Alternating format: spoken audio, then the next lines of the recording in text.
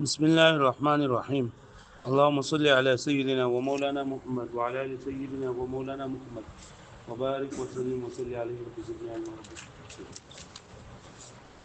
نو منګه مخکې سبق کې د مسند احوال پای کې منګه ویډیو چې مسند په کم ځای کې مخصص راوړو په کم ځای کې به معرفه راوړو. بیا د معرفي د راوړلو دوه دي ګونه چې کله معرفه به منګه راوړو د اضافت په صورت کې او کله به راوړو منګه د الف لام په صورت کې. نو داغه زوینه مونږ وی چې دا په کم ځای کې راوړو. چې کله مسند مسند باندې معرفه راشي کم با مبتدا ګرځو کم با خبر ګرځو نو هغه باره کې خبر اتره او قاعده دا وې ده شوی. نن سبق کې دا چې مسند با کله بګلا مسند دا جمله ومرځي نو مسند به جمله کله راځي نو مسند به جمله حاله راځي چې کله دوا خبرې د مقصود وي یا د تقوی لپاره او یا د دې لپاره چې دا سببي تقوی مطلب دا دی چې کله په د یو سیس کې د قوت پیدا کول لپاره په جمله کې د قوت پیدا کول لپاره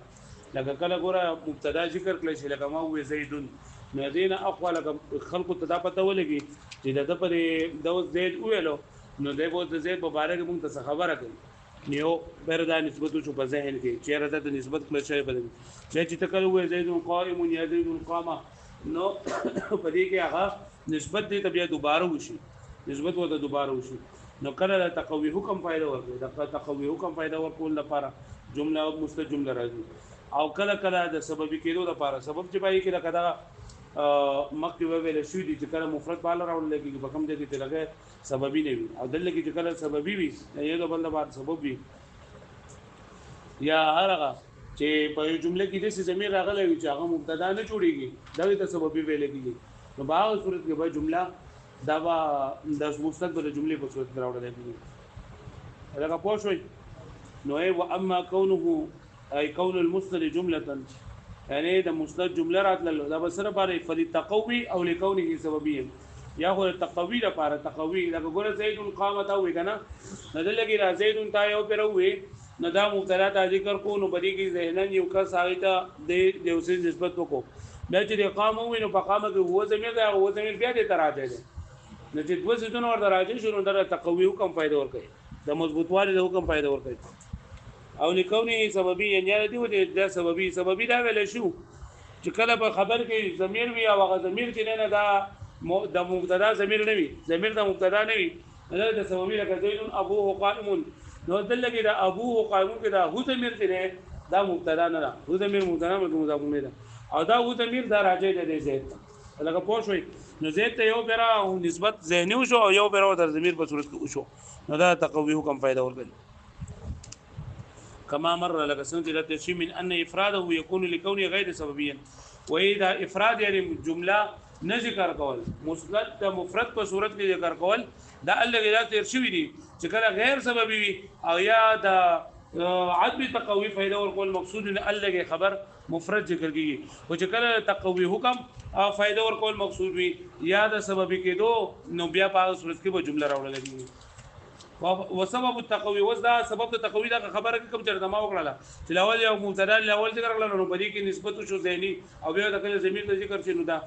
وسبب التقوي في مثل زيد قام فمثل زيد قام کې سبب التقوي سره علامه ذكر صاحب المفتاح وان المبتدا لكونه مسند اليه يستدعي ان يسند اليه شيء ومبتدا دا مسند له ردی ته اوسې نسبت کولې کې چې کله دا مبتدا وي نو دا مخاطب په ځین کې دا خبره راشي چې دې اوسې بلې و ذکر کوي چې هغه به نسبت کولې کې د مبتدا دا مبتدا خو دې ته چې دې اوسې نسبت وکړل شي مبتدا خو دې ته چې دې اوسې نسبت وکړل شي فاذا جاء بعده ما يصلح كل جراشي د دین ورسو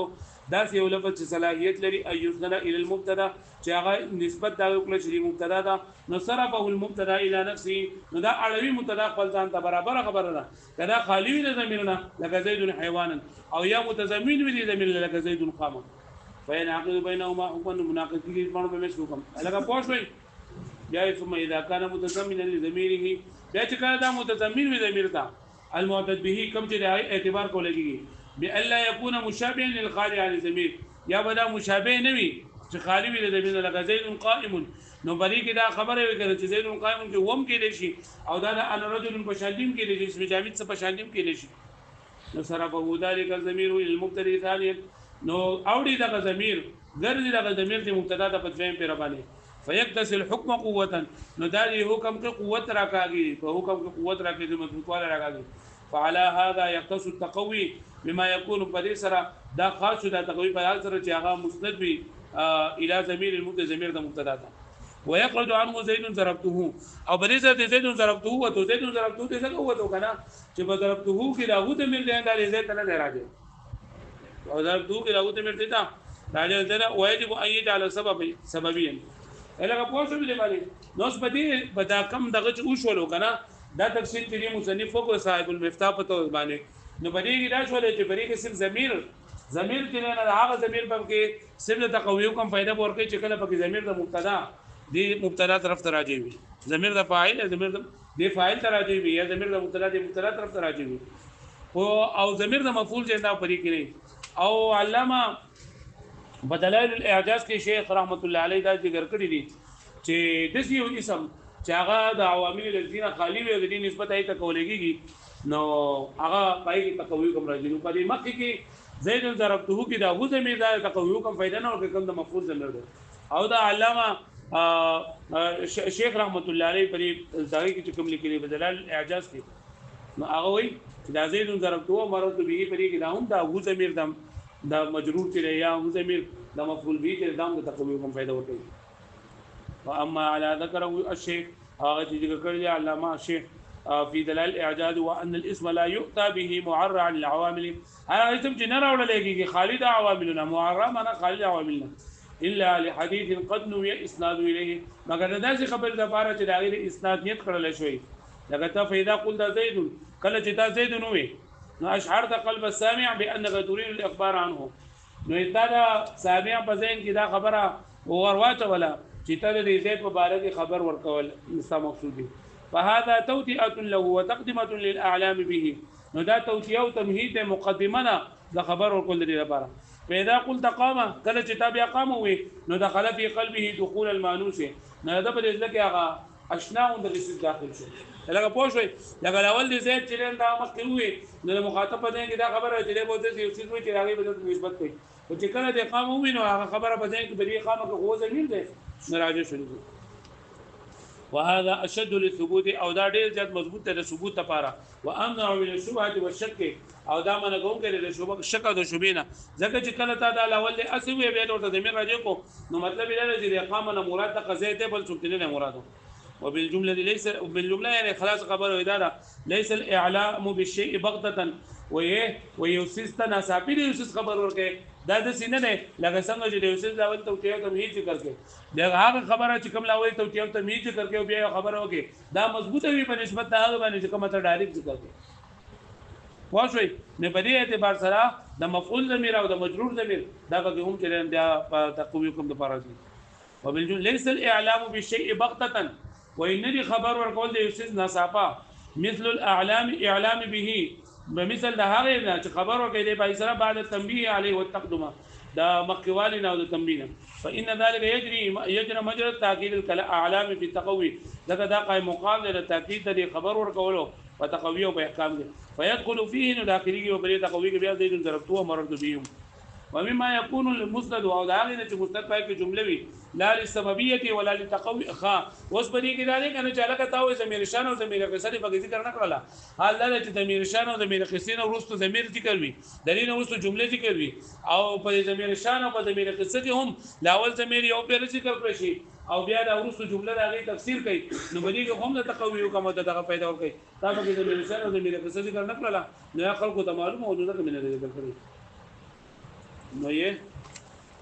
دا خبره کوي چې مصنف رحمت الله عليه ومما يكون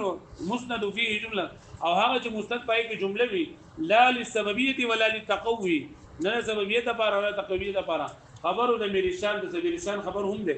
ولم يتعارض له وديت تعارض ونه کولې لشهرة امر دغه دا خبره مشهوره ده وكوني معلومه مما سبق او بل لا جلال لبقينا اشاره معلومه شوی ده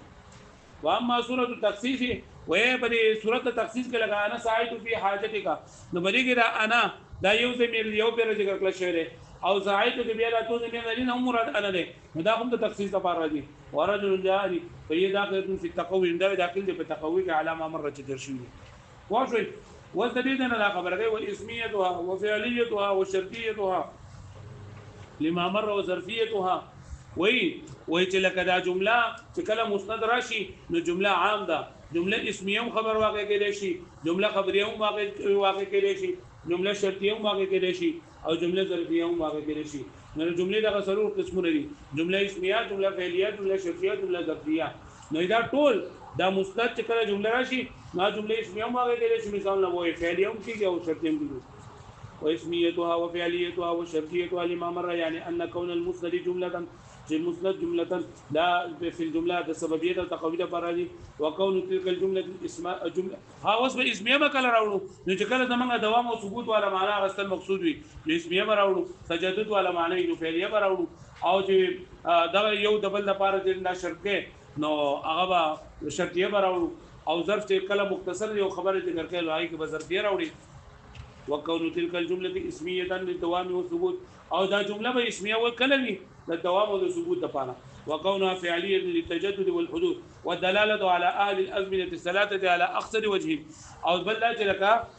کله یو فعل تراوړي چې دا دلالت کوي په درې زمانو کې په زمانه باندې په مختصر طریقې سره د جمله فعلیه په کلمه ماضی راوړي کلمه مضارع راوړي. وكونها شرطيه للاعتبارات المختلفه الحاصله من ادوات الشرط او شرطيه به حاله راوړي د بار اعتبارات مختلفه کوم چې حاصل رچي د ادوات الشرط یعنی مکه منګوي چې ان بلدي لپاره دي لو بلدي لپاره دي اضافه دي لپاره دي.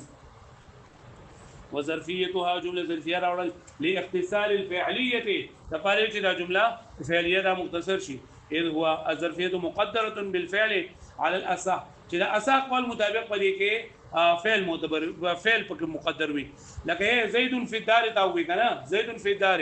نو پدې کې زید استقر فی الدار بتوي او که زید مستقر فی الدار بوي ها یا زید ثبت فی الدار بوي که زید ثابت فی الدار بوي لکه موږ جو جاء مجرور ظرف لا کو ظرف مستقر مطابق په ثابتون پورې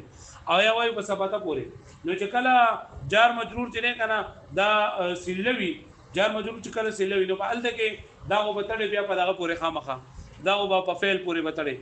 او عام طور باندې د بصرینو مذهب دار چې په فعل پورې بتړي او د کوفیینو مذهب دار چې په اسم پورې بتړي وای کته په هر څه پورې بتړي وای اصح قول دار چې په فعل پورې بتړي ځکه چې په اسم سلی په صورت کې چې سله کله جار مجرور وي نه الګو په فعل پورې تړي او تړي با نه بل نو شودونه کې هم په فعل پورې دا تړل دا غوړي قول متعلق کول لان الفعل هو الاصل اخا بیا چې وای چې لکه فعل پورې بولی کتړي نو هغه دې تر ته ګوري چې اصل په عمل کولو کې فعل دی او دا شی به فعل چې دا په عمل کولو کې فرع ده د فعل نو ځکه او دویم دا کب کسان چې وای چې دا په اسم پورې وتړي په فعل پورې به نه تړي نو ځان لپاره دا وای چې دا خبر جوړیږي او اصل په خبر کې دا خبره چې دا په مفرد وي نو ځکه هغه چې په اسم پورې به تړي واښوي. نو اذ هي زکه دا ظرفيه مقدر وي په فعل سره على الاصح اصح قول مطابق لان الفعل هو الاصل في العمل زکه فعل اصل په عمل کې وکیل او چویل دي چې باسم الفاعل او اسم فاعل پورې به تړي ولي لان الاصل في الخبر ان يكون مفردا زکه اصل په خبر کې چې دا مفرد وي ورجح الاول لا ولي ترجيح والقشير ولي بوقوع الظرف سله للموصول چې کله د موصول لپاره سله ظرفي نو په صورت کې به همیشه لپاره په فعل پورې تړي ځکه د سله لپاره دا خبره ضروری ده چې دا به جمله خبريه او جمله خبريه فعل لازم بل شيء راځي. نو الذي في الدار اخوك الوصف هذا الذي استقر في الدار اخوك اصل بدسي ووجيب او جواب الكذب ان السله بمزان الجمله اذا سله په دې جمله کې بقيات خبرنا ولو قال كتبت ولا شيء كتبت ولا شيء في اذا الظرف مقدر بالفعل الاصح لكان الاصوب ندا ډېر غوړو لان ظاهر عبارته يقتضي ذکر ظاهر عبارت تقاضا کوي چې ان الجمله ظرفيه مقدره بالاسم الفاعل على القول الغير الاصحي وعلى يقع فساده ودلیل خبرنا دا معلومیږي چې دا جمله ظرفيه په فعل پورې تړل دا اصح قول دی او جمله فعلیه پر لا دا جار مجرور پر لا پورې تړل په اسم پورې تړل دا غیر اصح قول نه خبر نه بلکې یو ډیر صحیح دی په داغه لکم صحیح او صحیح ماړه دي لکه پوښتنه به دی پوره ده نه نن سبق کې مونږ دا وې چې مونږ با جمله دا مسند به د جملې په صورت کې کله راوړو مثبت صورتونه یو دا چې د تقوی لپاره او یو دا چې کله زمونږ مقصود سببي کېدل دي پوښتنه بیا جمله اسمیه هم راوړې شي اسمیه بال راوړې چې کله دوام او ثبوت والا معنی ستاسو مقصودي فعلیه بال راوړې چې تجدد او حدوث والا معنی او شرطیات چې کما یو ته بل پورې تړي د دې لپاره او ظرفیه به حال راوړي چې کله پای کې جار مجرور انده وتړي په فعل پوری تړي اساد او با اسم پوری تړي دا هم اساد خو صحیح نه صحیح خو آسان دي ډیر ځات صحیح دي لکه پوښتنه به دی باندې یاد بشي دا واړو شابه